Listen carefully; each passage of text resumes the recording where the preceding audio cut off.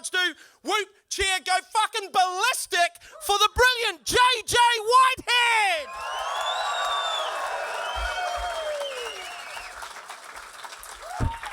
Hello. Good evening. How you doing? Hooray. All right.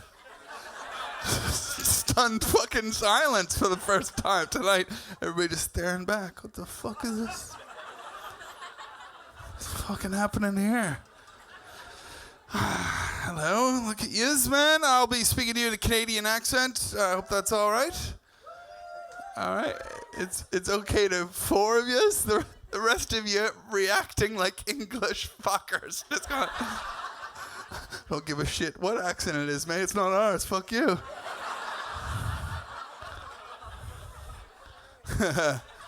I've lived here for 14 years because I'm an alcoholic too. So we've got a lot in common. I first came here in 1998 with all my optimism and thinking I'm a really good drinker because I grew up north of the Americans and they don't start drinking till they're 21, bunch of pussies. We start when we're 18, and that's what makes us Canadians cocky, and then we don't realize you fuckers start when you're like 6 or whatever. Five. Fucking ahead of the curve. I got in an argument with my English bank the other day. Considering how much the banks have fucked up our world, I don't understand why they call us and patronize us every now and then. You know, you get that call from your bank and they're like, hey, we noticed your money's in a savings account, but it should really be in a super savings account. What do you want to do about that? At which point we're all thinking, put it in a fucking super savings account.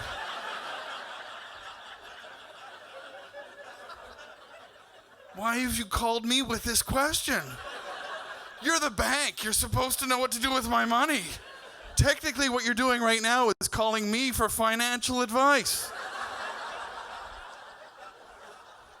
When I drop my car off at the mechanics, I don't say to the guy, like, hey, give me a call in 30 minutes and I'll tell you what's wrong with it.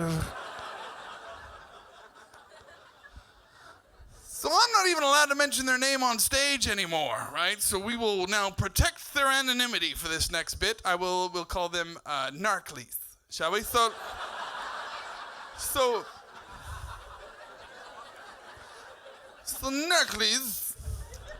Narcles calls me up and they're like, hey, is this JJ Whitehead? I say, yes, it is.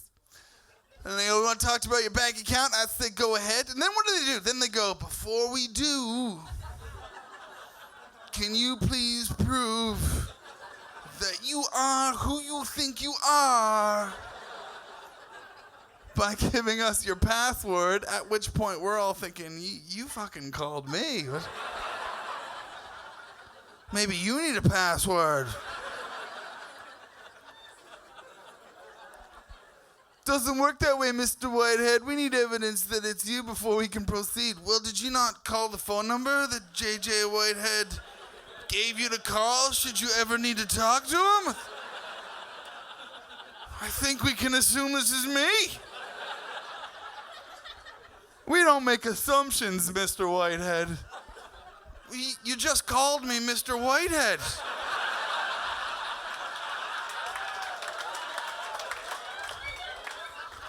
There's two of us in this conversation, and we both seem to think that I'm me.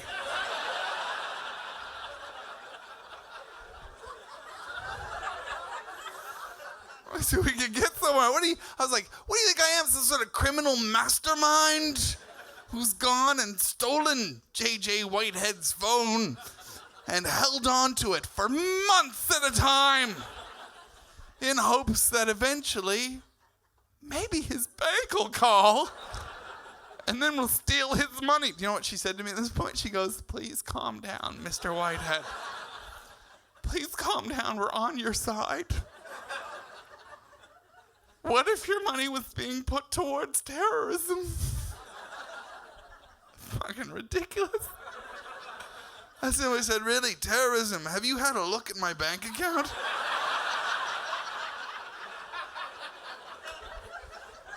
I don't know what kind of terrorism you think I'm funding.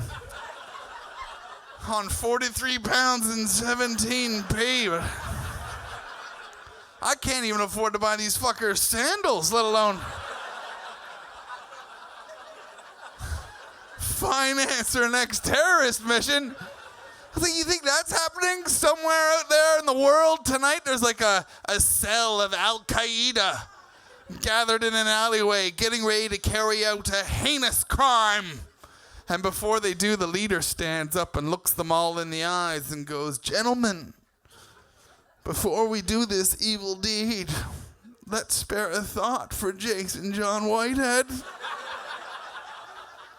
for providing us with tonight's Hello Kitty backpacks."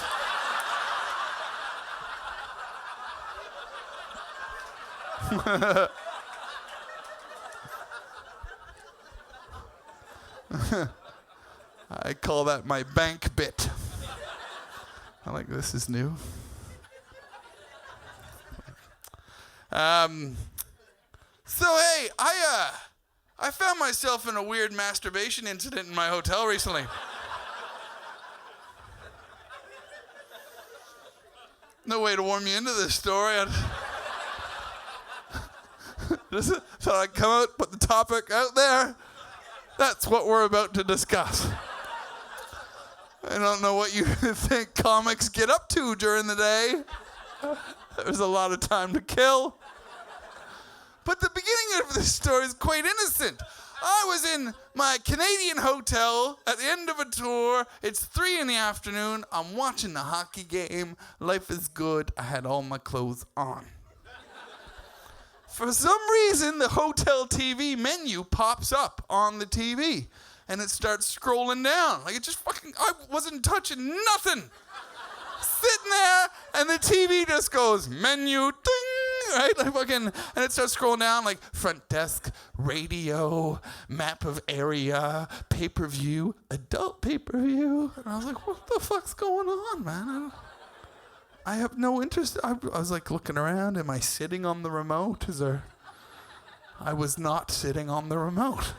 The remote's on the other side of the bed. It felt like my television was trying to interact with me. It felt like my TV was trying to say something to me. Like my TV's just sitting there going, "Hey, dude, it's 3 o'clock. You're not working for 5 hours. How about a little you time?"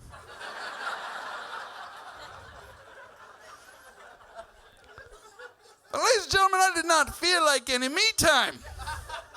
So I grabbed the remote control and I clicked back up the menu to go back to the hockey game. I go back up and my TV went back down. Then I went back up and it went fucking back down. I couldn't figure out what was going on, so I'm trying to pull up the buttons on the remote, trying to get it, and there wasn't the problem with the buttons. I went back up. And then finally, I heard a scream from the next hotel room. I just heard some dude go, "Oh, for fuck's sakes!"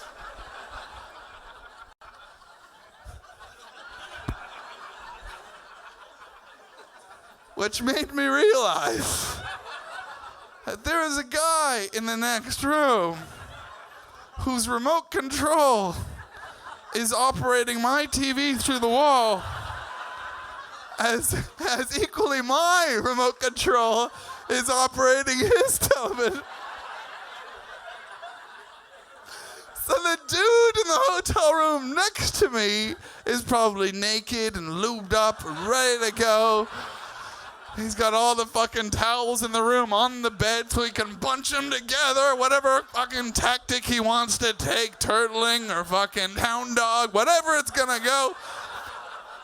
He's ready to rock next door, and I'm doing nothing but coming in between him and ecstasy with this little up-down battle. We continue to go up-down for a little bit. We're going up, he's going down. And I realized I'm not going to win. I'm not going to win this war. Because when it comes to like relaxed dude on the bed trying to watch a hockey game compared to naked lubed up dude desperately trying to deal with a demon, laid back guy is not going to win. So I felt I had 2 options. I could go for a walk, or could wait and see what he picked. Ladies and gentlemen, I gotta admit, I know I said I had my clothes on, but my shoes felt out of reach. And I didn't feel it was time to go for a walk. So I decided to form a team with this guy. Let's see what he picked. So I handed the conch to the secret man next door, and I was like, all right, dude, you take it away. I did a quick inventory of my room. Luckily, I had gone for a swim in the morning. I brought a couple extra towels back, so I'm good to go. He starts scrolling down, right? He scrolls down. He goes into the adult pay-per-view. Bam! I can hear a little happiness from next door.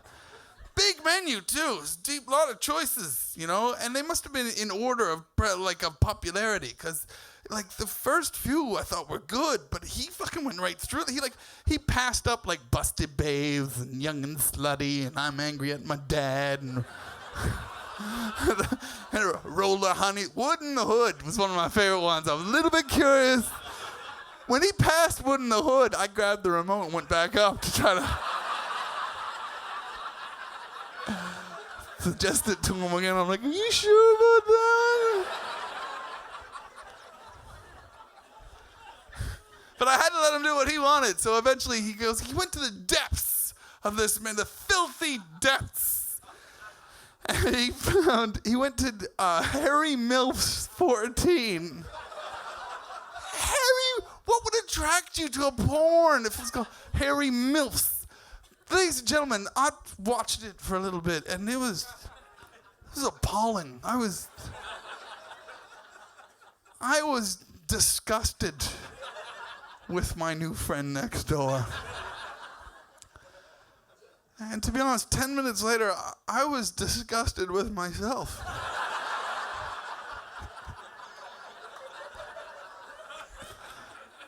It's not the most proud moment of my life.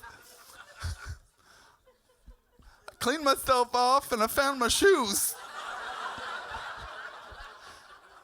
And I thought, maybe now it's time to go for that walk. And think about your life. It's sure as hell not time to call your mom.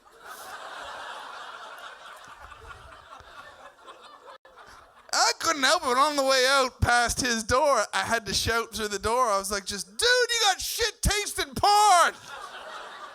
And he answered the door.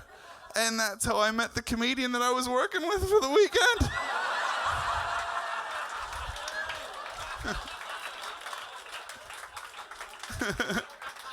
And here he is now. What?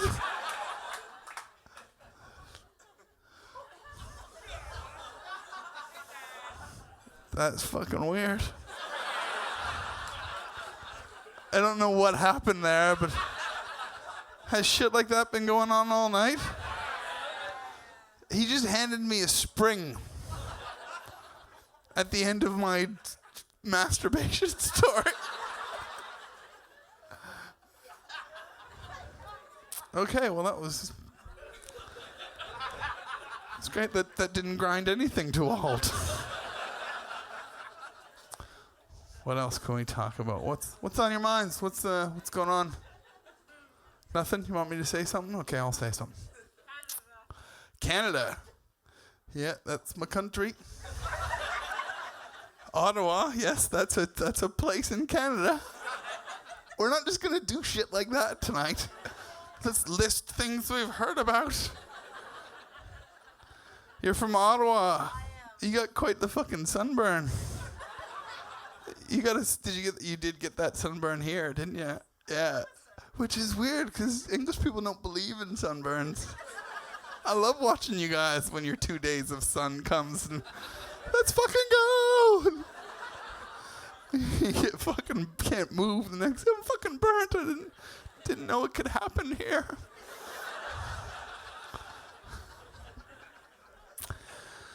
Oh, my friend Jenny has crooked tits. Yeah. She's got crooked tits. It's phenomenal. She went and got a boob job and they fucked it up. They fucked up her boob job. So I was like, you gotta show me. which took me, because she had to go on a 10-month waiting list to get them fixed, and which gave me 10 months to convince her. And she's like, no, you wouldn't want to see them anyway, because men only like big breasts, which is bullshit. I will clear this up on behalf of the men in the room. Ladies, to us, breast size is not as important as you might think. To us, breast size is a lot like Coke or Pepsi. Thank you.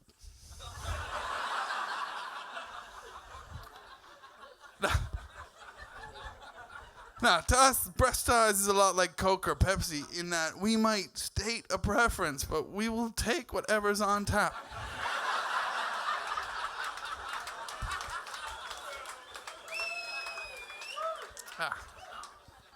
As long as it's not flat. So,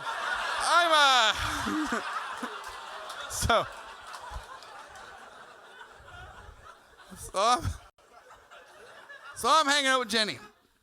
And I was well aware that this thing had happened, and I was trying to convince her to show me what happened, the botched boob job. And she's like, so I eventually broke her down, because, she went through all the layers. She's like, you wouldn't want to see them, they're crooked. Like, I was going to go, oh, yeah, good point. I'm saving these eyes for perfection. You go find some cross-eyed dude or something.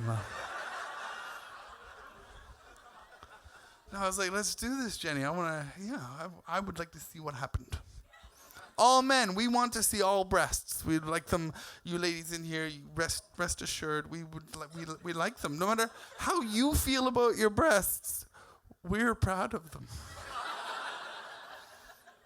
So I'm trying to convince her. I was like, come on, she goes, okay, I will show you. But there's 2 rules. So I'm down with that. Just tell me the rules. She goes, okay, rule number 1 is that you're not allowed to be all asshole comedian about this, okay? You have to be my supportive friend Jay. I don't want a jokey joke Jay. I want supportive friend Jay. I was like, I'll do that, Jenny. I will be your supportive friend. Of course I'll be your supportive friend. And then she goes, and rule number 2 is that you're not allowed to talk about this in your comedy shows. Now, and the whole reason why I fucked up on rule number 2 is because I fucked up on rule number 1 as well.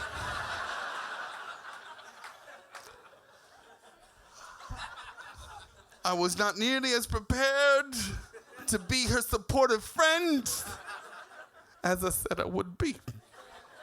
We're in a corridor, and she's like grabbing at her shirt. She's like, are you ready for this? Are you ready for this? And I said, yeah, I'm ready for this, Jenny. Turns out,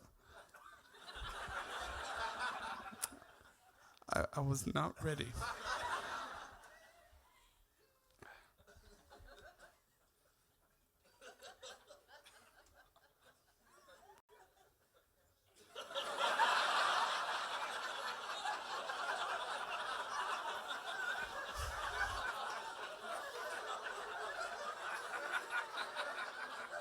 It looked like the nipples were running away from the breast. Most paranoid shit of tits I've ever seen in my life. It was like she got her shirt up and her boobs were looking either way going, oh my God, who's coming to get us this time? What's that? To be perfectly honest, ladies and gentlemen, it's the only time I've ever been looking at a naked woman's chest and felt that I was the one who was perfectly justified to say, excuse me, but my eyes are here.